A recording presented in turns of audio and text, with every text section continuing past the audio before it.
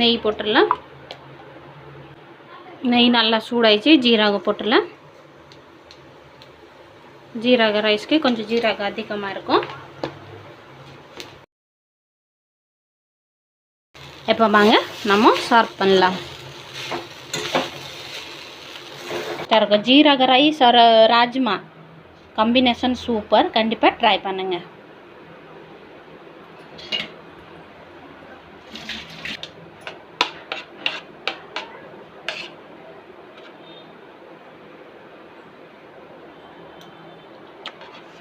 Hello friends, எல்லாரும் எப்படி இருக்கீங்க? நல்லா இருக்கீங்களா ஃப்ரெண்ட்ஸ்? இன்றைக்கி என்ன ப்ளாக் பார்க்க போகிறோன்னா ராஜ்மா ரெசிபி தான் பார்க்க போகிறோம். சப்ஸ்கிரைபர் கமெண்ட் பண்ணாங்க, சிஸ்டர் ராஜ்மா ரெசிபி செஞ்சு காட்டுங்கன்னு. அவங்களே கேட்டு ரொம்ப நாள் ஆயிடுச்சு. என்னால் செய்ய முடியல, ஏன்னா தம்பிக்கு எக்ஸாம் போகுது, அதுக்கு செய்ய முடியல. அதுக்கு சாரி சிஸ்டர், நீங்கள் ரொம்ப நாள் ஆயிடுச்சு கேட்டு तो இன்னைக்கு ராஜ்மா ரெசிபி செய்யலாம் ஃப்ரெண்ட். ராஜ்மா செய்யலாம். तो फर्स्ट ऑफ ऑल राजमा के जीरा राइस தான் செட் ஆகும். சப்பாத்தியில் கூட சாப்பிடுவாங்க. ஜீரா ரைஸில் தான் சூப்பராக டேஸ்ட்டாக இருக்கும் ராஜ்மா ஒரு ஜீரா ரைஸ். இன்றைக்கி ஜீரா ரைஸ் கூட செய்யலாம், ராஜ்மா கூட செய்யலாம் ஃப்ரெண்ட்ஸ். நிறைய பேருக்கு நிறையா விதவிதமாக ஸ்டைலில் செய்வாங்க. நான் எப்படி சிம்பிளாக செய்ய முடியும் அந்த டைப்பில் செய்வேன். அப்படின்னா ரொம்ப நம்ம கிரைண்டிங் பண்ணலாம், இது பண்ணலாம், பண்ணிட்டு கூட பண்ணலாம். நான் எப்போவுமே உங்களுக்கு சிம்பிளாக ரெசிபி தான் சொல்லிக் கொடுப்பேன், டேஸ்ட்டாக கூட இருக்கும். இன்றைக்கி ராஜ்மா வித் ஜீரா ரைஸ் செய்யலாம். அதுக்குள்ளே நீங்கள் சேனலில் புதுசு இருக்கீங்கன்னா லைக் பண்ணுங்க, கமெண்ட் பண்ணுங்க, சேனலுக்கு சீக்கிரமாக சப்ஸ்கிரைப் பண்ணுங்கிறீங்க. ஃப்ரீயாக தான் பண்ணுங்க. இந்த மாதிரி புதுசாக ரெசிபி நான் ஷேர் பண்ணுவேன், ப்ளாக் ஷேர் பண்ணுவேன். உங்களுக்கு என்ன ரெசிபி வேணும், ஒடிசா ஸ்டைல் வேணும்னா கூட கமெண்ட்டில் சொல்லுங்கள். நான் கண்டிப்பாக அதை செஞ்சு உங்ககிட்ட காட்டுவேன். ரொம்ப பேசுவேன்னா நிறையா பேர் கமெண்ட் போடுறாங்க, ரொம்ப பேசுகிறீங்க, எனக்கு போர் அடிக்காதுன்னு. அதுக்கு சாரி, நான் எனக்கு எவ்வளோ தமிழ் தெரிஞ்சிச்சு, நான் ரொம்ப பேசுகிறேன்னு. அதுக்கு ரொம்ப ரொம்ப நன்றி. ரொம்ப பேசுவேன்னா வாங்க இன்னைக்கு ராஜ்மா வித் ஜீரா ரைஸ் செய்யலாம் ஃப்ரெண்ட்ஸ். இப்போ பாருங்கள் ஃப்ரெண்ட்ஸ், ராஜ்மா இப்படி தான் இருக்கும். ராஜ்மா ரொம்ப பழசுன்னா ரொம்ப வேகிறதுக்கு ரொம்ப லேட் ஆகும் ஃப்ரெண்ட்ஸ். அதுக்கு நைட் நீங்கள் ஊற வச்சுருங்க. நான் பாருங்கள் நைட்லேயே கழுவிட்டு ஊற வைக்கிறேன். இல்லைன்னா நீங்கள் காலையில் ஊற வைக்கிறீங்கன்னா அது 8 மணி நேரம் ஊற வைங்க. அப்போ கூட 7 விசில் இல்லைன்னா 8 விசில் வச்சுட்டு தான் அவருக்கு வேக வைங்க.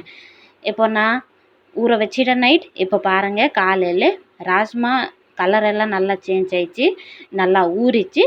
இப்போ அதில் உப்பு போட்டுட்டு வேக வைக்கலாம். உப்பு போட்டுட்டு பார்த்து போடுங்க. உப்பு போட்டுட்டு இப்போ வேக வச்சிடலாம். பாருங்கள் ராஜ்மா இப்போ நல்லா வெந்துச்சு. பாருங்கள் ஒரு 95% வெந்துச்சு. அப்புறமா நம்ம செய்யும்போது அதெல்லாம் வெந்துடும். அதுக்கு என்ன வேணும் வாங்க பார்க்கலாம். 2 வெங்காயம் கட் பண்ணி வச்சுருக்கேன். மீடியம் சைஸ் வெங்காயம் 2 கட் பண்ணி வச்சுருக்கேன். இங்கே இப்படி மெலிசாக கட் பண்ணுங்க, இல்லைன்னா குட்டி குட்டியாக வெட்டுதுங்க. அப்புறமா 3 பச்சை மிளகா வச்சுருக்கேன். அப்புறமா 10 பல் பூண்டு, இஞ்சி வச்சுருக்கேன். அப்புறம் 3 தக்காளி வச்சுருக்கேன். பூண்டு இஞ்சிக்கு இடிக்கலாம். நீங்கள் பேஸ்ட்டு போட்டால் வேறு டேஸ்ட்டு கொடுக்கும், இடிச்சிட்டு போட்டால் அது வேறு டேஸ்ட் கொடுக்கும். அதுக்கு நான் இடிச்சிட்டு போடுறேன். பாருங்கள் இப்போ இடிச்சிட்டா தக்காளிக்கு நம்ம மட்டும் கிரைண்டிங் பண்ணலாம். பாருங்கள் தக்காளி இப்போ நான் கட் பண்ணிட்டேன். இப்போ தக்காளி கிரைண்டிங் பண்ணிடலாம். தக்காளி கிரைண்டிங் பண்ணிட்டேன். இப்போ வாங்க நம்ம சமையல் செய்யலாம்.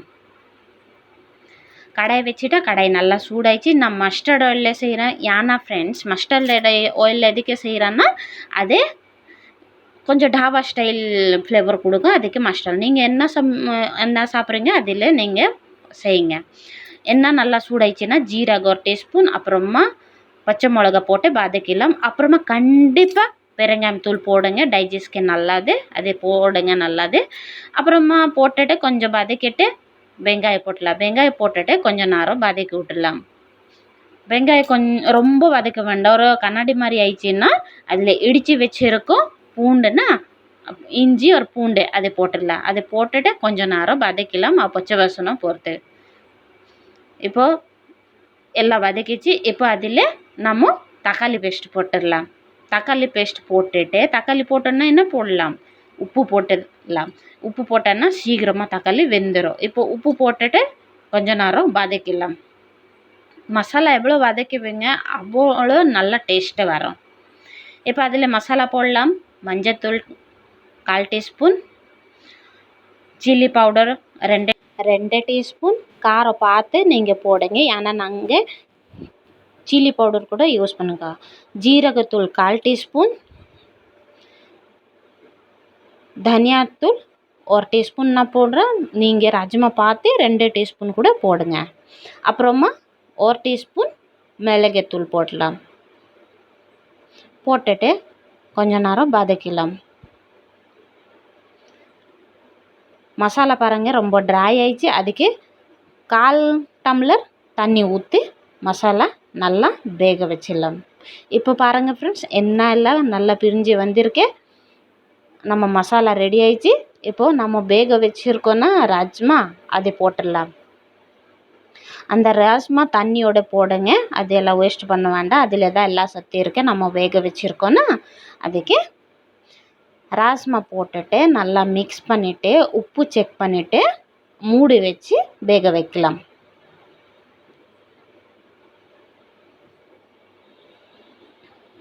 இப்போ பாருங்கள் நல்லா கொதி வந்துச்சு.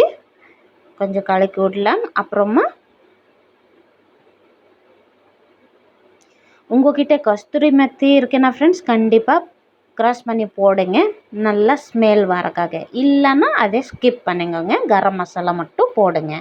நான் கஸ்தூரி மெத்தி போட்டுட்டு கொஞ்சம் நேரம் வதக்கலாம்.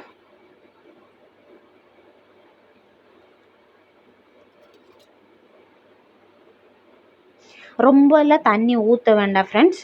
ராஜ்மா கொஞ்சம் திக்காக தான் இருக்கும், அப்போ தான் சூப்பராக டேஸ்ட்டாக இருக்கும். பாருங்கள் எவ்வளோ கிரேவி இருக்குது பாருங்கள். கொஞ்சமாக இருக்குது. கஸ்தூரி மேத்தி போட்டு கொஞ்சம் நேரம் நம்ம வதக்கிட்டோம். இப்போ கரம் மசாலா போட்டலாம். 1/4 டீஸ்பூன் கரம் மசாலா போட்டு மூடி வச்சுட்டு நம்ம கொதிக்க விட்டுலாம். பாருங்கள் எப்படி ஸ்மெல் நல்லா வந்துடுச்சு ஃப்ரெண்ட்ஸ். கிரேவி பாருங்க நல்லா திக்காக இருக்குது. எல்லாம் நல்லா வெந்துச்சு ராஜ்மா எல்லாம். இப்போ அதில் கொத்தமல்லி அப்புறமா பச்சை மிளகா போடலாம் கட் பண்ணி. உங்களுக்கு பச்சை மிளகா வேண்டாம், ரொம்ப காரம் ஆகிடும் நினைக்கிறீங்கன்னா பச்சை மிளகா போடாதீங்க. பச்சை மிளகா போட்டால் அதே கொஞ்சம் டாபா ஸ்டைல் ஃப்ளேவர் கொடுக்கும். இப்போ பாருங்கள் நம்ம ராஜ்மா ரெடி ஆயிடுச்சு. இப்படி தான் கிரேவி இருக்கணும், ரொம்ப தண்ணியாக வேண்டாம். அப்போது தான் ஜீரா ரைஸ்க்கு சூப்பராக இருக்கும். அப்புறமா உங்களுக்கு ஃப்ரெண்ட்ஸ் நெய் பிடிக்குன்னா கண்டிப்பாக நெய் போடுங்க, அதே ஹோட்டல் ஸ்டைல் ஃப்ளேவர் கொடுக்கும். எனக்கு பிடிக்காதே, அதுக்கு நான் போடலாம். நம்ம ராஜ்மா ரெடி ஆயிடுச்சு. இப்போ நம்ம ஜீரா ரைஸ் செய்யலாம். நெய் நல்லா சூடாயிடுச்சு, ஜீரகம் போட்டுடலாம். ஜீரக ரைஸ்க்கு கொஞ்சம் ஜீரகம் அதிகமாக இருக்கும்.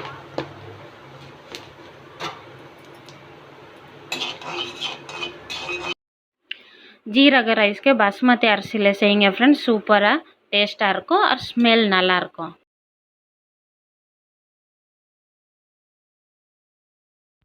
நம்ம ஜீரக ரைஸ் ரெடி ஆயிடுச்சு. வாங்க இப்போ சர்வ் பண்ணலாம் ராஜ்மா கூட.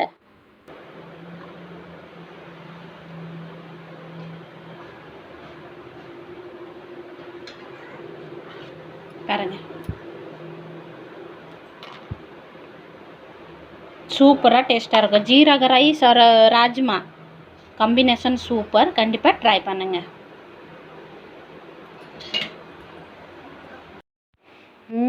டேஸ்ட் எல்லாம் வேறு லெவலில் இருக்கு ஃப்ரெண்ட்ஸ்.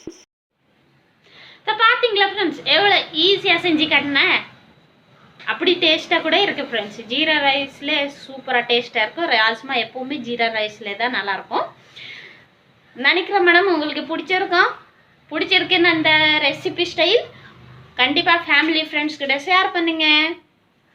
கண்டிப்பாக நீங்கள் செஞ்சு சாப்பிடுங்க. ஈஸி மெத்தடில் நான் சொல்லியிருக்கேன், எல்லோரும் செய்ய முடியும் மாதிரி. ஏன்னா இப்போ பிஸி லைஃப், எல்லோரும் பிஸியாக இருப்பாங்க.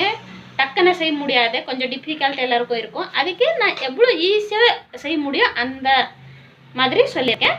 நீங்கள் செஞ்சு சாப்பிடுங்க, என்ஜாய் பண்ணுங்க, ஃபேமிலிக்கு கூடங்க, ஹெல்த்தியாக இருங்க. சந்திக்கிறோம் நெக்ஸ்ட் வீடியோவில். பாய்.